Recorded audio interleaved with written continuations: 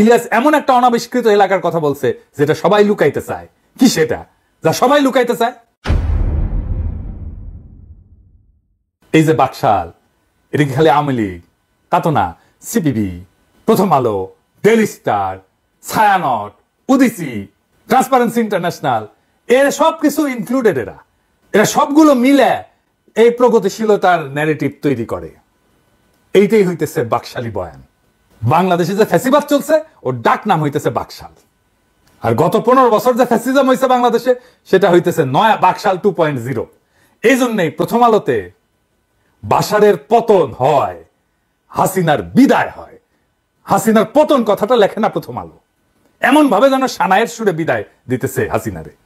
এই উত্থান রহিত মতি মাহফুজের কাছে হাসিনার পতন হয় না, পলায়ন হয় না, হয় বিদায়।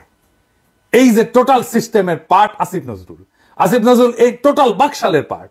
তার সাথে প্রথম আলো সখ্য, প্রথম আলো পার্টনারশিপ, এটা তো সময় পরীক্ষায় উত্তীর্ণ। এবং সে তো নিজেই বলে যে তার প্রিয় প্রথম আলো। তো এই নয়া বাকশালের সিস্টেমটা টিকে ছিল, বা বলা ভালো এখনো টিকে আছে। এই যে সিপিবি, এই যে Prothom Alo, Daily Star, Chhayanaut, Udichi, Transparency International, এগুলোর উপরে ভর দিয়া, এগুলো হয়তো একটু দুর্বল হয়েছে কিন্তু ভ্যানিশ হয়ে যায় নাই। এটা সব সময় থাইকা যাবে। এরাই হইতেছে বাকশালের মেইন ফোর্স। এরাই বলে আমরা উপদেষ্টা বানাই। এই যে ডেইলি স্টারের সাংবাদিক বলছিল না, আমার উল্লেখ কইরা উপদেষ্টা বানাই। এটা এত শক্তিশালী যে এখনো তার সামনে গরু জবাই দিলে পুলিশ তো পিটায়, মির্জা ফখরুল ঝেপে পড়ে, আর মাহমুদুর রহমান মান্না কয় এটা নাকি ফেজলামি। মানে গরু জবে করা ফেজলামি। ইয়া মানা ভাই, 1971 তো দামরা ছিলেন, 68 সালে তো চিরিয়াং ইউনিভার্সিটিতে ভর্তি হয়েছিলেন, 3rd ইয়ারের ছাত্র ছিলেন ইকোনমিক্সে। গর্ত ঘুরেছিলেন কোনটি? মুক্তিযুদ্ধে তো যান নাই। আপনার কি আদৌ রাজনীতি করার নৈতিক অধিকার আছে? 68 সালে বিশ্ববিদ্যালয়ে ভর্তি, 1980 সাল পর্যন্ত ইলেকশন করিচ্ছেন। 12 বছর ছাত্র রাজনীতির নামে বিশ্ববিদ্যালয়ে ঘষ্টানো কি ফাজলামি না মান্না ভাই? হ্যাঁ, আমাদেরকে ফাজলামির কথা বলেন, সাবধান কইরা দিলাম। প্রথম আলোত কি সামনে সুন্দর সুন্দর নায়িকা বসে রেখেছিল যে পৌরুষ জায়গায় উঠেছিল? হ্যাঁ, নিত্যদিন বাম্বু খাবেন, বাম্বু। যাই হোক, আলাপে আসি। এই যে কালচারাল বাকশালী বয়ানগুলাই পলিটিক্যাল বাকশালরে তৈরি করছে এরা মিলা, এবং এর সাপোর্টে বড় হয়েছে, একটা আর একটারে পরিপুষ্ট করছে এবং করতেছে। যে কারণে পলিটিক্যাল বাকশাল পরাজিত হবে না পুরোপুরি, যদি না কালচারালি বাকশালী বয়ানটাকে বাতিল করা না যায়, পরাজিত করা না যায়। এই জন্যই আমরা শিল্পকলা একাডেমিতে কালচারাল মিনিস্ট্রিতে অ্যান্টি বাকশালী লোক চাইছিলাম। দুই জায়গায়, এক জায়গায় জামিল রে বসাইলো, আর এক জায়গায় ফারুকিকে দিয়া পাল্টা কালচারাল বয়ান তৈরির দিল এই আসিফ নজরুল। আমি একটা সলিড এক্সাম্পল দিই।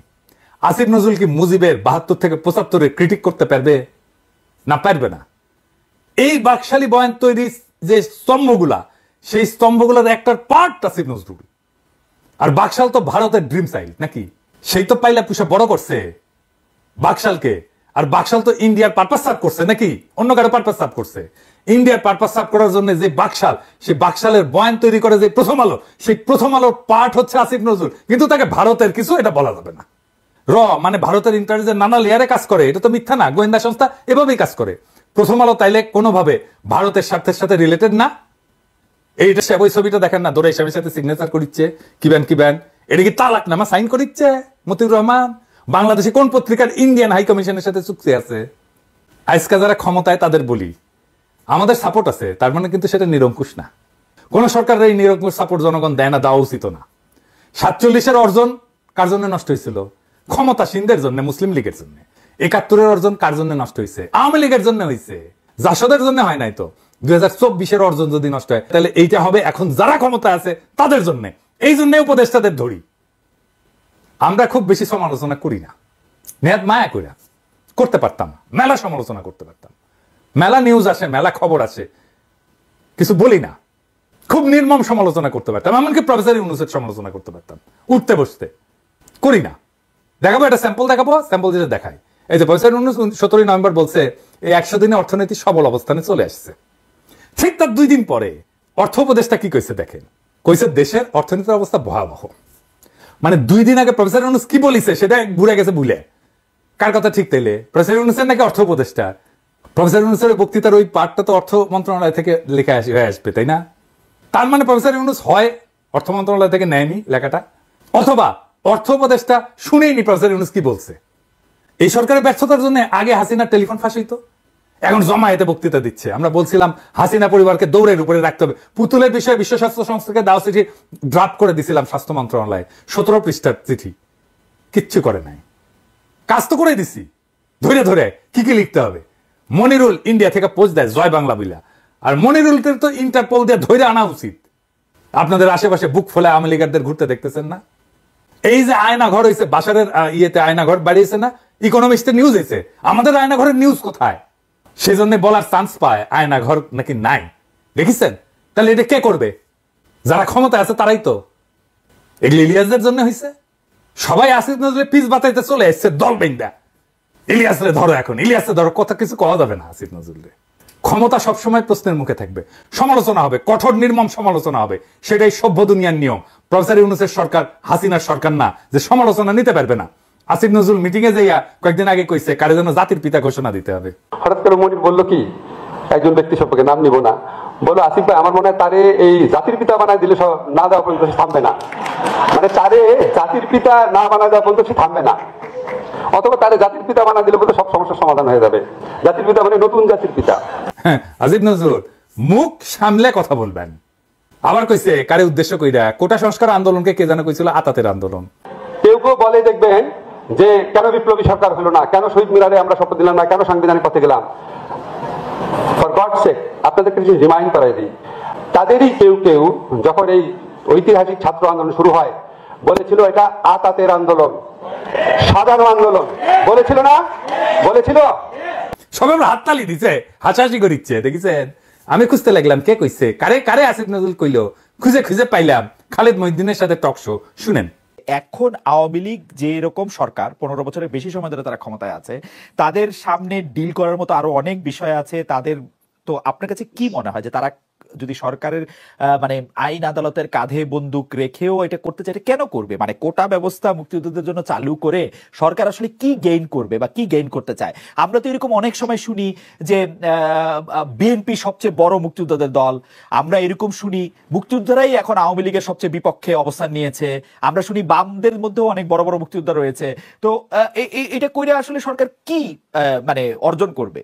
সরকার যদি চায়, আমরা যেরকম মেকানিজমের কথা শুনি, সরকার তো যাকে খুশি তাকে চাকরি দিতে পারে আসলে, মানে নানা রকম মেকানিজম করে। না, আমি আপনাকে বলি, আমার কাছে মনে হচ্ছে সরকারের মধ্যে, সরকার মানে তো শুধু আমাদের প্রধানমন্ত্রী না, সরকারের মধ্যেও তো আমরা দেখেছি এমন কোনো কোনো এলিমেন্ট আছে যারা ভুয়া মুক্তিযুদ্ধের সার্টিফিকেট দিয়ে হলেও চাকরি পেতে উৎসাহী। ভুয়া মুক্তিযোদ্ধা কিন্তু একটা বাণিজ্যও তো আছে, দেশে আছে না? তো এই বাণিজ্যের লোকগুলোকে মারা গেছে, এরা তো সরকারের মধ্যে আছে, ঠিক না? 62,000 ভুয়া মুক্তিযুদ্ধ আছে, এই সার্টিফিকেট একটা বাণিজ্য আছে না? সরকারের মধ্যে একটা কোটারি অংশ আছে যারা ছাত্রলীগ বা যুবলীগকে বা তার কর্মীকে চাকরি দিতে চায়, মুক্তিযুদ্ধের কোটা দিয়ে থাকতে পারে, 1 নাম্বার। 2 নম্বর হচ্ছে আমাদের প্রধানমন্ত্রী যেহেতু উনি একটু, আমার কাছে মনে হচ্ছে একটু জেদ করে বাতিল করেছিলেন, সেই জন্য মানে হয়তো উনি অন্য কোনো ভাবে, মানে উনি অসন্তুষ্ট না, এটা অন্য কোনো ভাবে রিফ্লেক্টেড হতে পারে যদি আপনার অ্যাটর্নি জেনারেল অফিস খুব স্ট্রংলি এটা পারসু না করে, হতে পারে। আর 3 নাম্বার হচ্ছে আপনি যেটা বললেন সরকারের নিয়ে কি করবে, আমার কাছে মনে হয় কি, ধরেন এটা একদম একটা সত্যি কিনা আমি জানি না, এমনি ধারণা, যখন এখানে ভারতকে যেভাবে আপনার রেল করিডোর দেওয়া হয়েছে, এটা নিয়ে খুব একটা শোরগোলের মতো অবস্থা তৈরি হয়েছিল। এখন পুরা যুব সমাজের মনোযোগ তো অন্যদিকে নিয়ে যাওয়া যায় এই সমস্ত ইস্যু টুনে, বিকজ এটা হচ্ছে তাদের চাকরির ইস্যু, এটা তাদের সবচেয়ে বড় ইমিডিয়েট ইস্যু হতে পারে। এখন আমাদের সরকারগুলোর মধ্যে স্বচ্ছতা নাই। কাজী নজরুল সেম সাইড হয়ে গেল না? আন্দোলনে অবদান আর স্টেকের প্রশ্ন তুললেন না, মেহরবানি কইরা।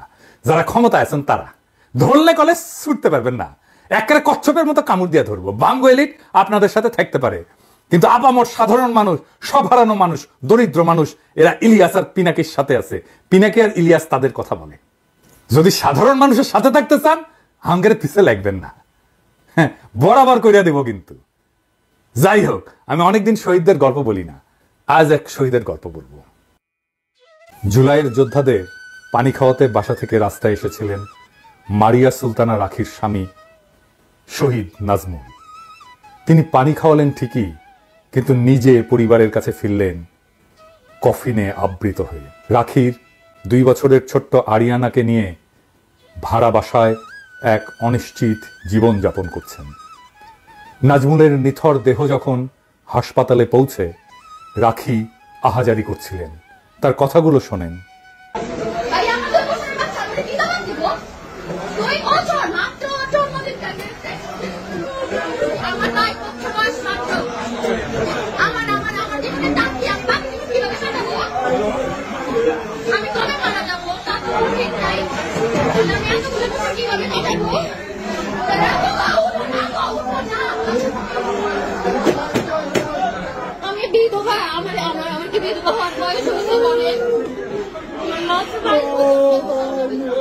রাখির এই প্রশ্নের সামনে দাঁড়াতে পারবে আসিফ নজরুল?